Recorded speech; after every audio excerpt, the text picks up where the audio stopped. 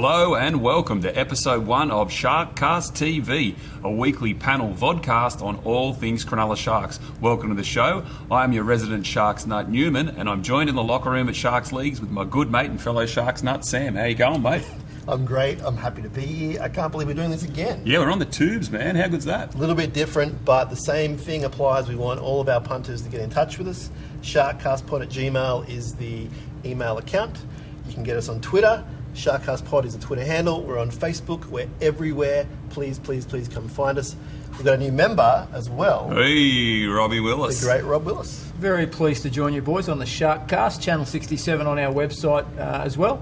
So, yeah, I'm the voice of reason sitting over here to try and moderate you guys and make this a very watchable show for our punters every week. What we're hoping to do is provide you with an entertaining and informative weekly show at 7 o'clock on Thursday, which will cover all the Sharks issues of the week and the day. Rob, as he's mentioned, is an employee of the club, where Sam and myself are just passionate supporters, and we're hopeful that we can talk every week about the pressing issues in the game. What happened last year was that Sam and I ran an audio podcast, and that went out every week and was very well received. And for people who love that podcast, Sam, you got some news? Yeah, they can still listen to us in an audio format, the same way you have been usually through SoundCloud and iTunes. But if you want to watch us, you're more than welcome to watch us. So for those who love listening to the podcast in the car, you can still do that. We're going to cut to a break now, and we'll catch you on the other side of that with the news. You're watching SharkCast TV on Channel 67. Hi Sharks fans, get down to Shark Park on February the 14th to see us take on Manly as we launch 2016. With NYC and NRL action, free entry for members and plenty happening off the field. Make sure you get down and show your support for the black, white and blue. And now it's come to the time in the show where we see what news has washed in across the mangrovey shores of Botany Bay towards the mighty Shark Park in the dark. It's been a long and dull off-season. What have we got on the first bit of news this week, Sam? I thought we'd go through the ins and outs for 2016 season. Exciting times. Let's get Rob to go through some names and we might critique them. Hey, yeah, we've got some new players at the club, which is a great thing. Some young fellas, as in Kurt Capel, Josh Cleland, Jordan Drew, 3 Queenslanders that have joined us. We've got some old stagers in James Maloney, Joseph Paulo, and now with the club. And then Manny McCurrick, a hooker from the Roosters, played with the Roosters last year. Jesse Senalafeo, who's a Manly Sea Eagle in 2015. And Chad Townsend returns from a stint with the New Zealand Warriors, local junior. Great guy, Chad. So we've got a few good gains there, and we've lost a couple as well. The notables, I guess, Jeff Robson, Michael Gordon, they're probably the 2 main ones. When you look at what we've brought into the club compared to what we've lost, as you have outlined there, the ledger is firmly in the side of what we've gained. I think James Maloney is obviously going to be the talking point. Last year, maybe halves were a little bit of a weakness in what was in the side. Jack Bird was in his rookie year, which is always very difficult. And Jeff Robson was an honest stager, but he certainly wasn't the number one half in the comp. How are things looking down there at training with the new makeup of the team? Yeah, very good. Maloney's like the Energizer Bunny, he bounces around training. He's a really upbeat guy, so his energy's been great for the team. Chad has come back a really mature player, so looking forward to the trials getting underway and seeing how those two gel and how they direct the team around the field. They've been really good, as have a couple of the young guys. Capel's the one that I'm really interested in seeing play. Big, strong guy, played for the Ipswich Jets last year. He can run a bit, he's got size and strength. He could be a good one. He's edge, back rower and centre? Correct, yeah, he can play either of those positions. And I think if he can have some good trial form, he might push for a bench spot come round 1. Oh, is that right? I'm so excited about Chad Townsend coming home. Is that right? I was a big fan of his in the NYC level. And we know as a junior he won premiership after premiership at Yarrawarra. He was given a bit of a go in his time here before he left the Warriors, for the Warriors. But coming home, as Rob said, a lot more mature. Next to a guy like Maloney, I think that's going to solve our halves problems. Yeah, I mean, when you look at Townsend and Maloney, that's one of the stronger halves pairings in the comp.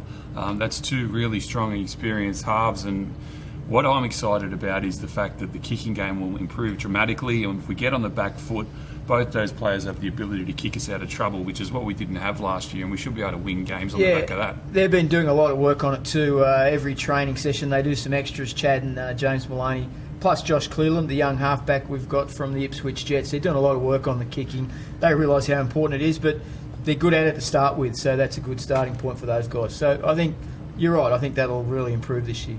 Anyone else making you excited on the list there, Sam? I know you're excited about Joseph Paulo, or as we call him, Captain America. Captain America. Why wouldn't you be excited about having a Test captain in the squad? He's got some experience. We'll see what he can do. Jesse Seni Lafayette, big bopper. He's not going to take a backward step, and I want to see what he can do off the bench. He brings a lot of aggression to the side, and probably the area where we don't have as much depth as other positions is prop, so he's got a real opportunity to step up, wouldn't you say? Yeah, absolutely. And Matty McKilrick apparently is impressing all in a backup hooker role, so that'll be interesting, the clash that him and New Brown might have for the backup roles. Yeah, we can talk about that later when we get into the potential team for round one. But McKilrick has trained very well, and him and New will probably fight out maybe the number 14 jersey. We'll see how it pans out. That's a pretty good list we got going there. The second piece of news, in what was a pretty long and epic saga, is the news about Jack Bird. So things are settled down there. He's signed on for 2 years. Maybe you can take us through that, Rob. Yeah, he sort of dragged out longer than we would have hoped, and probably longer than he would have hoped. But these contract things don't always go 100% how you like them to. But it's done now. It's finalised. Jack's committed to the end of 2017, and his training as good as ever now. Before Christmas, Flano would even admit that he was a little down. Jack, he had all sorts of things on his mind, and he's only 20 years of age. He's only a kid, so it's a lot to take on. People forget that when they're criticising from the sidelines, saying hurry up, make a decision. I mean, for a 20-year-old to be making that sort of decision about that sort of money, exactly. Pretty People throwing a lot of money at him and in his ear in all different directions. So he's finalised now, and he's trained great since Christmas. We're ready to go to the nines, and he's bouncing around like a 10-year-old on red cordial. So he's ready to go. I was worried he was going to go to the dark side, Rob. All those rumours. Former Dragon, Jack Bird, but he made the right decision. He's on the right side of the bridge. He was always staying. I think it's just a matter of dotting the I's and crossing the T's on that contract stuff, and that's all done now. So we got him for 2 more years at least. It's a feel-good story for the club, because I think he's going to be a genuine superstar. For him to sign a short-term contract, I mean, I'm only speculating, Rob, but I imagine the club would have said the longer he's here, the better for the club. Absolutely. And he said, no, I want to sign a short-term contract, which means that if he doesn't play well this year, his value will probably go down. So he's backing himself in to say, I'm going to have a really big year and my contract value will go up. And that excites me. I know it excites you, Sam. Round 5 last year against the Roosters, he backed himself. He won the game for us. And he's going to carry that attitude throughout his career, I think. He's a smart young fella and an amazing talent on the field. Confidence is one thing he doesn't lack. Don't worry about that. So he's certainly backing himself, and I think you're going to see 2 great seasons out of him, and hopefully another half a dozen after that. Oh, great to see that the club's looking down the line of signing him up long term. That was a good news story for the club, and it brings me great sadness to say that the next one, your favourite boy... Brings you sadness. Yeah, I know. I've been in a ball for like the last 36, 48 hours. For those who don't know, Sam is the president, secretary, chief selector, and treasurer of the Valentine Holmes fan club. So maybe you should take us through this piece of news with the emotion that it brought along for you. I can't even give you that emotion anymore, but I'm so drained. But Val got in a bit of trouble up north. He was with the emerging Queensland State of Origin team. The young fellas all hanging out. He broke curfew, got into a bit of trouble. It was headline news, which we all saw. He's been reprimanded and handled pretty well by the club, I would say. The biggest thing for me was the shock coming off the Mitchell Pearce incident, which we all know about. Out of every player in the NRL, if you had to pick one fella to muck up, he would have been 1,000 to 1, wouldn't he? 10,000. He would have been the last guy I'd pick. Obviously led astray by those Queensland enemies up north of the border up there, I'd suggest. But look, definitely had a character for Val, and he's been sheepish around the joint the last couple of days. He knows he put a foot out of line. But he'll learn from it. He's another one. We just spoke about Jack Bird. He's a kid. Val's just a kid. He's been out of home for quite a while. He's fended for himself. He's grown up on the run, and this is a valuable lesson. I'm 99.9% sure we won't have another issue out of Valentine Holmes. So. Lyle Gorman, chief of the club, had a lot to say about it. Maybe we should watch a bit of that press conference now. As you would have seen from our announcement today, we've completed our investigations into the Valentine's Holmes matter in in the Queensland Emerging State of Origin camp on the weekend. Clearly it's a very disappointing outcome for our club, for the player and for the game holistically. None of us are satisfied with what occurred at that camp, and in particular in our own club. We're extremely disappointed with Val and his failure to just act in the professional that we'd expect in our own club, let alone in that environment, which is a wonderful opportunity for emerging talent, whether it's in Queensland or New South Wales. I know the player is incredibly remorseful. He's been an outstanding role model for our club since he's been within our club. To say I'm shocked to think that Val would be engaged in the sort of behaviour he was on Saturday night would be an understatement. But we've had to take the actions we've had to take. I think you'd agree that the sanctions of being stood down for 12 months from this possible selection in the Queensland State of Origin camp in their own right are very significant. I think there's a potential financial impost that can come with that in the context of if he is selected. Obviously there's quite significant reimbursements to play. His contract value this year is obviously would have been enhanced had he played State of Origin. So there's a lot of reasons why those sanctions in their own right are heavy. So some pretty strong words there from Lyle, but overall, I mean, the punishment of missing the nines, I mean, he's not going to lose too much sleep about that. It doesn't impact on his NRL, on the NRL season. I mean, he'd probably be pretty disappointed he's going to miss out on Origin selection. Yeah, a bit of both. I think he's probably a rung or two below getting picked this year for Origin, but you never know. Injuries form. If he comes out of the box and was outstanding early, he was certainly a potential Origin player. But the Nines, he really wanted to go over there. We've been pumping him up, and he's been excited about going over to play. So he's disappointed, as the fans are, that he won't be there. But as I said, he'll learn the lesson from it. It affects the club, because with Val playing in the Nines, yeah, it does. We're close to favourites, but him missing, he's a big piece of the puzzle missing. I know, he's that kind of player in the Nines that could do anything, and I've got to admit I was pretty disappointed when I saw he was suspended. I understand in this day and age that behaviour issues won't be tolerated, but I just think that moving forward, that'll be the kick up the bum that he needs, and hopefully he plays for like Jack Bird, very successful and very long-term Sharks player. Another piece of news that's been making the rounds is the Todd Carney saga.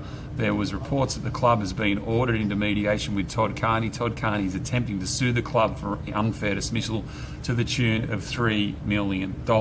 What's your take on that, Sam? That's a lot of pesos. I know. I mean, I don't think he's got a leg to stand on, do you, really?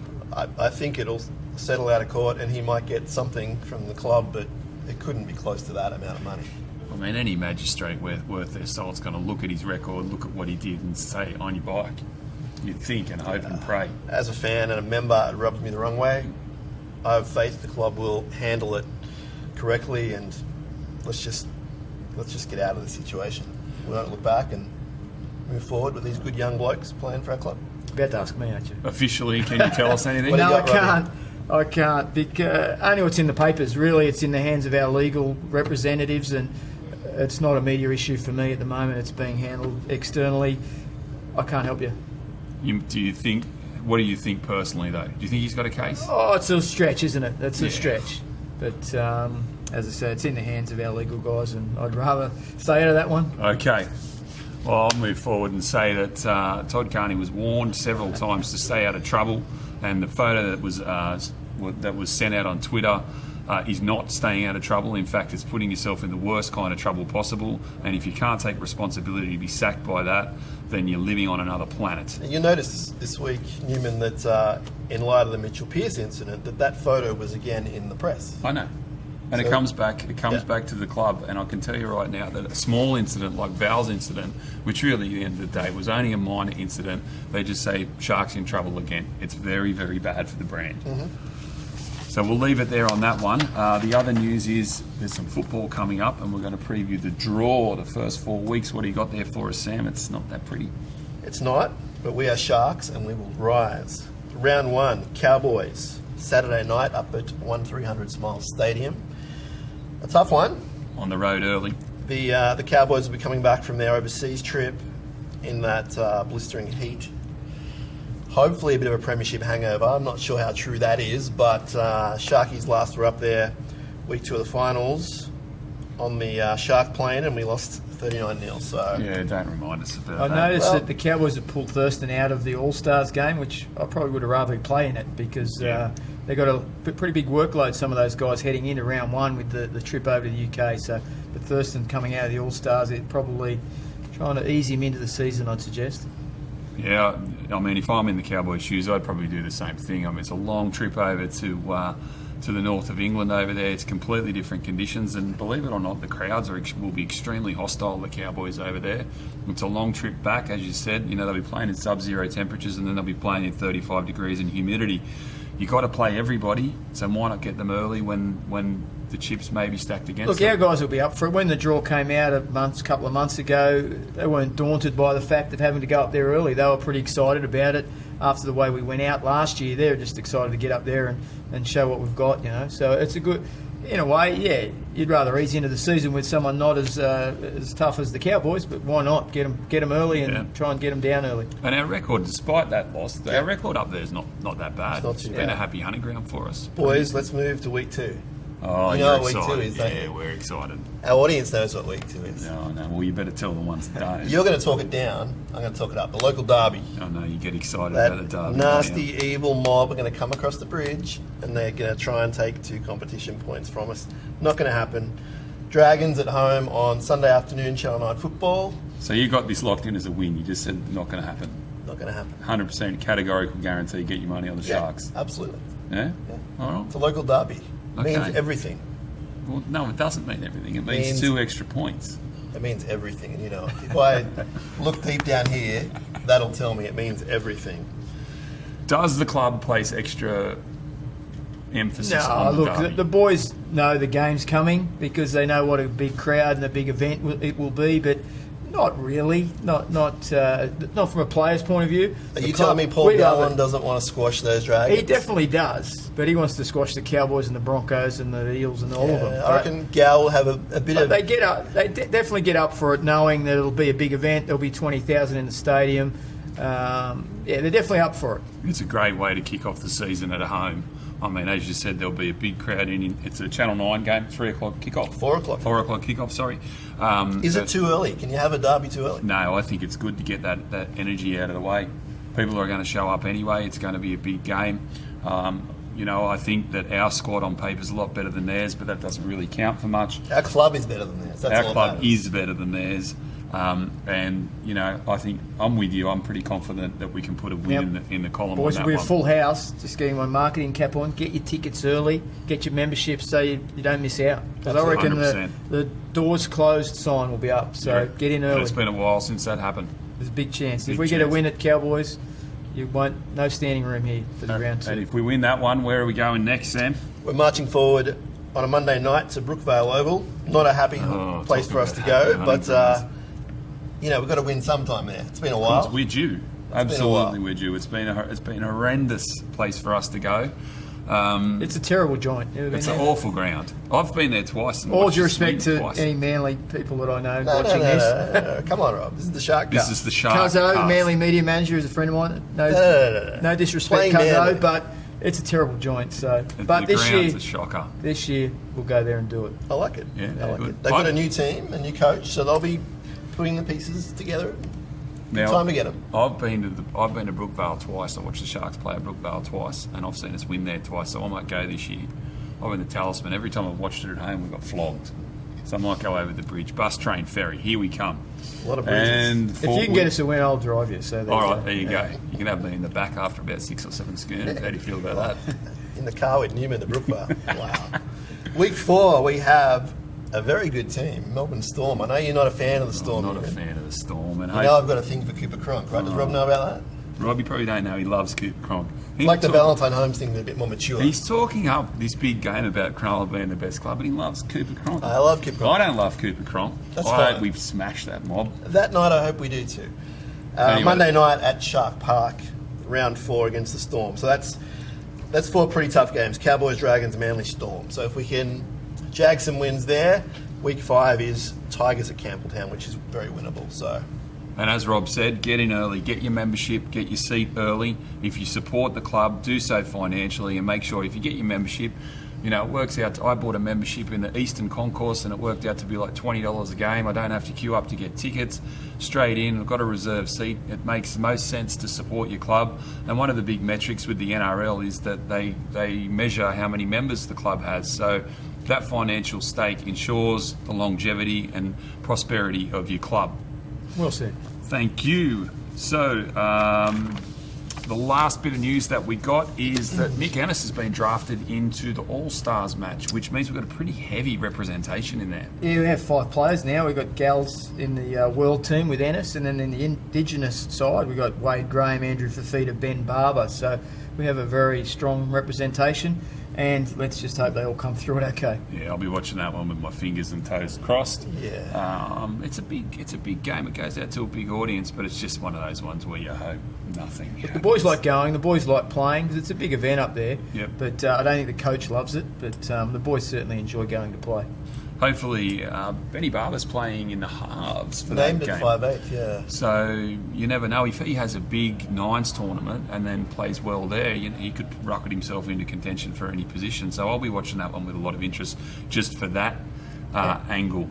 So that wraps us for the news for week 1. We'll be back every week under the same format. You're watching SharkCastTV on channel 67. Get down to Shark Park on February the 14th to see us take on Manly as we launch 2016. With NYC and NRL action, free entry for members and plenty happening off the field. Make sure you get down and show your support for the black, white and blue. Welcome back to SharkCast TV on Channel 67. This segment will give us the opportunity to learn a little bit more about what happens on the internal machinations of the club and what happens in the operations day to day of how you keep a football club operating. Now, Rob, the man sitting next to me, has a very important job. You're the media manager, and basically you liaise and organise all the media appointments with the players and the staff. And what goes out in the papers, you're the main contact man, is that right? Pretty much, which is why my phone sits on my desk. It never gets too far away from me because it rings a lot. I guess that's a pretty rough description of what I get up to here. I'm the go-between. The media come to me. I try and organise the players for whatever obligations they have with the media and try and, as best we can, make the headlines in our favour in the papers and on the news telecast. Now, there would have been a point in your tenure at the Sharks that being media manager for the Cronulla Sutherland Sharks would have been one of the most difficult jobs in media management in world sport, and that would not be an understatement. When we went through that rotten run with Asada and then Todd Carney and scandal after scandal, tell us a little bit about how low it got during that point and how difficult it was to get through. Yeah, Asada was very tough. When it's a player incident, I guess it's a bit isolated where it is all about one guy. It affects the team, it affects players feel for each other. If one player's going through a very difficult time, it does affect the whole group. But as in the Todd Carney, Greg Bird before that, we had some stuff that happened that wasn't pleasant, but we got through that. Asada was just difficult, very difficult, because it was a whole club issue, and it just kept at us and at us and at us. We had cameras and media out the front door literally for 6 months every day, just because there was a new story in the paper every day. There was leaks from wherever they were coming from about Asada, and it was terrible. We got through it. It was tough. It was tough for me, but it was more tough for the management, as in Steve Noyce was here at the time. For the board, they had to deal with it, and then basically they drip feed down the information to me that I needed to do my job. So, yeah, it was very difficult. But in saying that, you might have moved on to what some of the highs were. I think 2 of the biggest highs I've had since I've been in the job were 2 wins we had during 2014 in the middle of the Asada stuff, when we beat the Broncos and the Roosters from terrible deficits both games. Yeah, the big comebacks. And the excitement in the joint winning those 2 games the way we did was 2 of the highest moments I've had in the job as well. So from the lowest of lows, you sometimes get some good points too. As a supporter, it was so hard as a supporter. You probably chime in there, Sam. How did you feel when you saw the club on the back page of the paper day in, day out? You start to take it personally, as I'm sure a lot of the fans did. You start to get your own back up about the media and your own opinions on how they handle things. I work within the media, so I have a bit of insight into what Rob does and what he went through. It was tough. It was real tough. And as Rob said, major wins like those comeback victories were significant. And it was, drawing a line in the sand saying, you know what, been through some bad stuff, but we're not going away. We're not moving to Perth, all that other rubbish you want to say about us. And the media really, they didn't hold back, and they had some low shots below the belt, big time, when we were already on the ground, so to speak. That brings me to our next question to Rob. How do you work professionally with some of these journalists when they seem to have the knives out consistently for what the club? I mean, do you ever get that feeling that there are certain individuals that go harder than others? And how do you maintain a professional relationship when it must get you back up? I guess I have to. I don't always like to. The fact that I have to do that's not always pleasant, but I do have to. Because these guys have a job to do. We think they overstep the bounds in some areas, and I do too. But as best I can, I've got to keep it with myself, because there's players and coaches and others who are going off their tree thinking they're being unfairly treated. So I get very good at answering the phone and saying very little. That's a part of what I've got to do in these instances, and try and keep them at bay and try and make the stories as even-handed as we can. But some tough times. There's some guys I'm not going to go out for a beer with, certainly, but I work with them, and I do as best I can when I do that. You mentioned your phone, Rob. During the league season, so we'll say February through to October, is your phone on 24/7, and does it ring 24/7? Yeah, look, during good times, not really, because when Asada was going on, I had the Today Show would be ringing me at 4:30 in the morning, or the breakfast show at 2GB would be looking for somebody to comment at 5 a.m. in the morning. And then you'd be still getting the newspaper deadlines at 10 o'clock at night who'd be wanting comment or clarification or something like that. But during those crisis times, yeah, absolutely, it rings off the hook. My daughter one day picked my phone up and counted 130 phone calls I'd had in about an 8-hour period. So it's relentless in those periods. But during the good times, and when we're just talking about footy, it's not quite as bad, yeah. I know when the calls are... When it's just about footy, I sort of know when the calls are going to come. Yeah. And during that period, obviously the Sharks isn't the richest club in the world or the most resource club. Is there any point when you thought during that really awful run, I just don't get paid enough for this, and I'm going to find something else to do, go play golf? Or I thought that probably about every second hour. Yeah, right. So what kept you going? I didn't want to jump ship. Like, there was people going through it just the toughest time as I was, so I didn't want to jump off. I'm not going to desert a sinking ship. So I hung around, did my best, and we got through it. That's the kind of Sharky spirit we love to hear, Sammy. Wish it was Derby week this week. Get Robbie out there. Get Robbie out there to fire the boys up. So that's the kind of insight we're going to try and bring you week in, week out. We're hopeful we'll have player interviews and interview with other staff as we go forward on SharkCastTV. So thanks for being so candid, Appreciate Rob. it, Rob. We very much appreciate it. I know it's probably not something you get asked to do every day. Don't talk about that stuff too often. We try to put that in the past, but hey, that's okay. But look, how good are we going now? We're flying, and hopefully the season's going to be a real successful one. Okay. Yeah. So we're going to cut to another break, and we'll come back where we go back in time. Is SharkCast TV on Channel 67. Shot clock's running here, 8 seconds. Valentine Holmes from the sideline. There's people around him everywhere. Here he comes. It's not a ball! Not a ball! He's got it! He's got it! No! He's got it!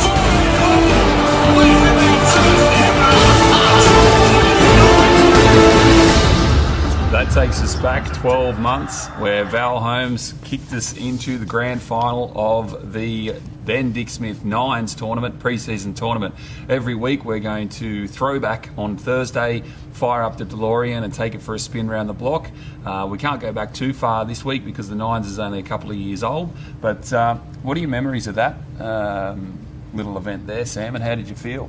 The Auckland Nines for me last year was one of those events that we were in. I was kicking back, watching all the games, and then it slowly became more important each win. Each win we got closer, it got more exciting. And by the time it was the final, it was like winning a premiership grand final if we had done that. My boy Valentine Holmes taking us into extra time was just unbelievable. What a conversion. I know. Talk about it. The boy became a man, I think, in that moment. Talk about a cool head. Were you with the group at that time? I was actually sidelined. The media setup's quite funny there. So we ended up sidelined with some cameras, and we were doing our stuff for our website and digital media. And literally, I was 15 metres from where Val took the kick. Yeah, no one expected him to get it. We were looking at the clock, wondering if we'd get a kick off and have another chance. And then he slotted it over. Rest history. We didn't quite get there, but the reaction on the bench from coach, players was amazing when he slotted that conversion. It was coming off what we were talking about before, the Yeah, horror the that was the horror 2014, season, and that was Yeah. the next thing that year. It was And beautiful, then, beautiful I know. stuff. And Val Holmes hadn't played. Oh, he played one game at first grade, right? He played a few, yeah, but right this at the was- death. And Jack Bird was a bit of an unknown quantity. And going into it, I thought this is a bit of a Mickey Mouse tournament. My attitude was as long as someone didn't get injured. And then now I really want to win it. I feel like, as a fan, it'd be a great start of the season to win it. And the team that's been picked for this year's Nines tournament is a pretty strong one. Unfortunately, we've lost Sasaya Feki and Val Holmes. We made a couple of top-line players that have been replaced by some new faces, but the team that we picked is very strong, and maybe you can take us through it, Rob. Yeah, I think we've got it on the screen as we talk through it, but obviously having Barber go for the first time for us, he's played for the Broncos, I think, before in the Nines, but he'll be great. Chad Townsend has been training really well in a Nines role. He's clever, Chad. He mightn't be the fastest halfback, but I think you'll find he's a really good general for this Nines side. And as you say, looking at that side there, we've got a pretty strong side. We'll miss Val, no doubt about it. But hey, it opens up some opportunities for some kids. Bessie, I might not attempt his surname, but Bessie he's a really good kid, and he's got wheels. He can run. So look forward to watching him play. Mate, with a name like that, he's got to be a Bessie candidate. Afaga Tumaga. He's got to be a candidate for the best name in rugby league. That's for sure and certain. Having a look at some of the other teams that have been named, obviously there's still a few clubs that just sort of send some emerging faces over, and we are in the Piha group, which is us, the Titans, and the Dragons, and the Raiders, and none of those teams have really named as many top-line players as we have, so we'll be hoping very much to top that group. Now, if you want to watch the Nines, of course it'll be on Fox, which is Sam's employer, but the club is having a big do on. You can come and watch it right here in the locker room, and there'll be an event on in the locker room, but there'll also be a big screen set up in the summertime bar at the club. That is an excellent atmosphere down there. I watched a couple of games at the death of last season down there. Literally the death. Literally at the death. They set the big screen up, there's extra bars, food available, it's a real carnival-like atmosphere, and we encourage you to get down to the club and watch the Nines. So the games are 3:35 on the Saturday against the Titans, 7:05 in the evening against the Dragons. Local derby. Well, it's not local though, is it? The derby. We're It's playing a St derby. George, Illawarra Dragons. We don't like those guys. Anytime we play them, we want to flog them. And then on the Sunday, we've got a game against the Raiders at 1:30, which almost rolls us straight into the quarters. So you're going over, Rob. I am, yeah. I'm What are heading the over. expectations? Oh, look, they're definitely going over there to win or to perform as well as they can, and they picked the squad accordingly. We've picked a pretty good squad, so sky's the limit. Let's hope we can. It's all about, look, they've been doing a little bit of training. The way pre-season runs, it's hard to do a lot of specific Nines training, but they've been doing a little bit, and they've been looking okay. There's a couple of guys I'm really looking forward to. Is obviously Bessie, as I said, he can run, but Josh Cleland and Kurt Capel, they've played in Ipswich and they play that ad-lib sort of stuff. They've been brought up on this sort of stuff, and they both look really good at when they've done a little bit of Nines training that we've done. So, yeah, look forward to watching those guys. They play that almost Oz-tag style. They turn the ball under, and that'll suit them down to the ground in Nines. Obviously, the Warriors will probably be the favourite with Sean Johnson and Tuivasa-Shekin being at home, but we've got to be up there in the mix as contenders, we surely. beat them last year in the Nines. We did. Yeah. We did. I forgot about that. Didn't we? yeah. We rolled the Warriors, and everyone sort of said, well, that'll be the end of the tournament. We won't beat them. Well, we beat them. Yeah. So the sky's the limit.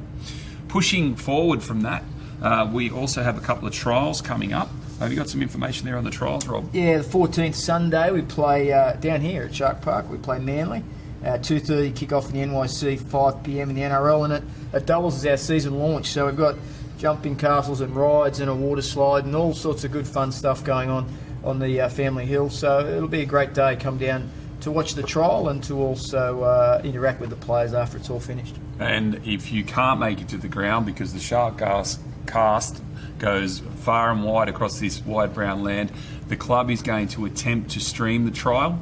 The technology hasn't been tried and tested yet, so we say that with our fingers crossed. And in terms of calling it, you have the world's best commentary team, which will be coming out with the dulcet tones right here. Sam Shinazi, Adam Newman, and Rob Willis will be sitting on the card table on the 50-metre line, just like Frank Holt. Rabs who, huh? Rabs, who's Rabs? Please. Please. Give me a break. There's also a trial the next week, and I believe that will be some more of the top line players will be Yeah, I involved think in you'll that. see pretty much a full strength side play at least half a game against the West Tigers, and that's Feb 20 at Campbelltown Stadium.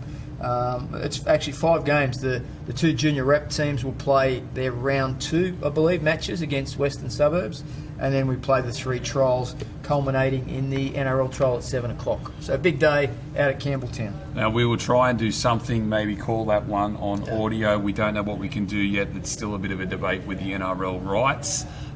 Keep an eye on our Facebook and our Twitter account. We'll try and keep you abreast of what's happening with calling the Tigers trial.